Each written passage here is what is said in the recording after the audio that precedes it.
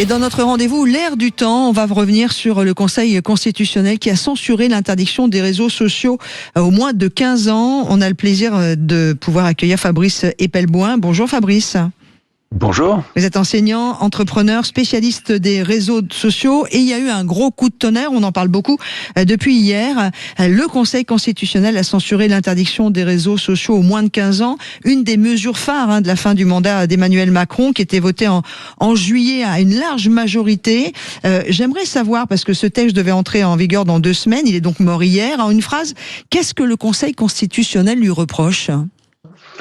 Tout simplement une atteinte à la liberté d'expression et à la vie privée, ce qui sont quand même 2 piliers fondamentaux des droits de l'homme, déjà bien mal en point, mais qui malgré tout semblent encore donner quelques petits signes de résistance à travers l'avis du Conseil constitutionnel. Alors je vais évidemment proposer à tous ceux qui nous écoutent sur Sud Radio de réagir, soit sur la page Facebook de Sud Radio, soit au 0826 300 300. Comprenez-vous que le Conseil constitutionnel ait tout simplement arrêté et censuré l'interdiction des réseaux sociaux, en tout cas de ce que voulait faire le gouvernement. Très concrètement, Fabrice Epelboin, beaucoup de parents, j'entendais pas mal de réactions hier dans les médias respectifs que j'écoute dans tous les sens, qui disaient c'est dommage, c'était bien comme loi ou comme sens, enfin voilà, comme je veux pas y arriver, enfin bref, comme loi, parce que certains n'arrivent pas à gérer les réseaux sociaux avec leurs enfants. C'est aux parents d'assumer une responsabilité parentale. Ça fait d'ailleurs partie de l'avis du Conseil constitutionnel. Et il existe pour ça des technologies qui devraient être améliorées, mais qui sont déjà là, qui sont les filtres parentaux. Vous pouvez en installer sur un ordinateur, vous pouvez en installer sur un smartphone, et vous pouvez tout à fait configurer le filtre parental que vous installez sur le smartphone que vous donnez à votre enfant pour, par exemple, déterminer une heure à partir duquel il ne peut plus accéder aux réseaux sociaux, un nombre d'heures limité par semaine ou par jour. Tout ça est configurable à travers des filtres parentaux. Ceci dit, une loi pourrait tout à fait imposer ces filtres parentaux de façon à ce que les parents n'aient pas le choix que de les avoir installés par défaut sur les smartphones qu'ils offrent à leurs enfants. Et la santé mentale des ados, on va en parler, parce que vous étiez, vous, de ceux qui critiquaient ce texte avant même sa censure. Alors, on peut pas balayer non plus d'un revers de main les scandales à répétition sur TikTok, les rapports parlementaires sur l'addiction des mineurs. Vous penseriez au-delà du contrôle parental, à quel type de solution pour protéger nos ados et nos jeunes enfants, parce que quand on dit à 15 ans, c'est tout ce qu'il y a avant, donc 10 ans, 8 ans, 6 ans. On a déjà un arsenal juridique qui typiquement interdit l'usage des téléphones portables au sein des établissements scolaires. Pour ce qui est des enfants en dehors des établissements scolaires, ils sont, selon la législation française, sous la responsabilité des parents. Donc c'est vraiment une remise en valeur de la responsabilité parentale et de l'autorité parentale vis-à-vis des enfants qui est à mettre en œuvre. C'est pas affreusement compliqué.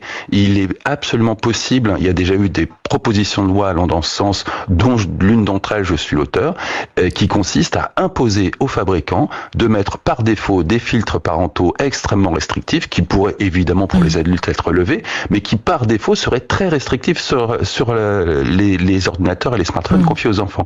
Là-dessus, c'est vraiment une question de responsabilité parentale.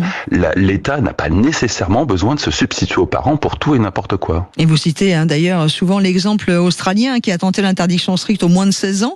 Qu'est-ce que cette expérience nous apprend concrètement sur l'efficacité réelle de ce type de mesures, Fabrice Epelboin? Il nous apprend 2 choses. D'une part que, selon les études, entre 65 et 85% des adolescents australiens ont réussi à contourner ces mesures. D'autre part, le fait qu'on a appris aux petits Australiens, et on s'apprêtait à faire la même chose pour les petits Français, que dès le plus jeune âge, une loi, ça se contourne. Et c'est pas forcément une mesure éducative fantastique. L'Élysée ne recule pas. Emmanuel Macron a chargé Sébastien Lecornu de retravailler sur une rédaction juridiquement robuste de cette mesure dans les meilleurs délais, avec un objectif tenu, c'est aboutir d'ici le printemps 2027. Ça va être très serré parce que l'objectif, c'est de commencer à mettre un couvercle sur les réseaux sociaux avant les élections.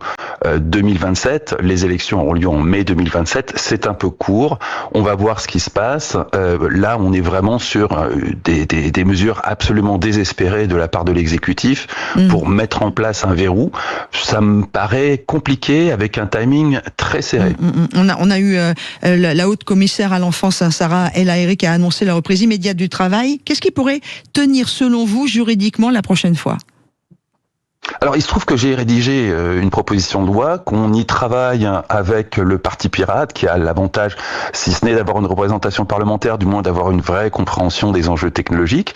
On pourrait parfaitement imposer des filtres parentaux beaucoup plus sophistiqués que ceux qui existent actuellement, qui seraient par défaut configurés sur toutes les machines vendues en France et qui pourraient être débloqués par les adultes, qui pourraient, à travers leur smartphone ou leur ordinateur, contrôler le filtre parentaux des enfants.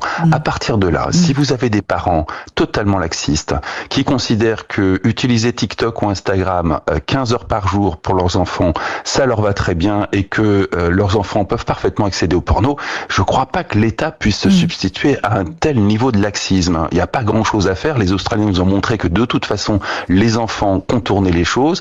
Il y a une différence, à mon avis, dans l'esprit d'un adolescent, entre contourner la règle imposée par ses parents et contourner une règle imposée par l'État qui, de toute façon, est contournée par tout le monde. Merci beaucoup de ce côté parlons vrai. Et vous aussi, Fabrice Epelboin, sur Sud Radio. Je rappelle que vous êtes enseignant et entrepreneur spécialiste des réseaux sociaux.